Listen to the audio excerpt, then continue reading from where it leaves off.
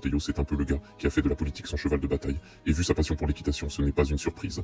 Né en 1960 à Cholet, il grandit à Saint-Malo-du-Bois, où son grand-père puis son père ont été maires. Autant dire que la politique, c'est une histoire de famille. Après un service militaire à Saumur en 1982-83, où il passe d'élève officier à aspirant, il troque le treillis pour le costume de politicien. D'abord bras droit de Philippe de Villiers au Puy du Fou, où il met en scène la cinécénie pendant 25 ans avant d'en devenir président. Il finit éjecté sans ménagement en 2010. Motif, mystère, mais les mauvaises langues parlent d'un clash politique. Côté carrière, il passe par l'UMP et grimpe les échelons jusqu'à présider le groupe au Sénat de 2014 à 2024.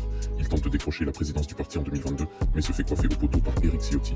Marié à une médecin et père de 3 enfants, il jongle entre sa foi catholique, sa carrière et ses prises de position musclées. Désormais ministre de l'Intérieur, il s'illustre par une obsession pour les OQTF et une posture radicale envers l'Algérie qu'il qualifie de pays ennemi et dangereux.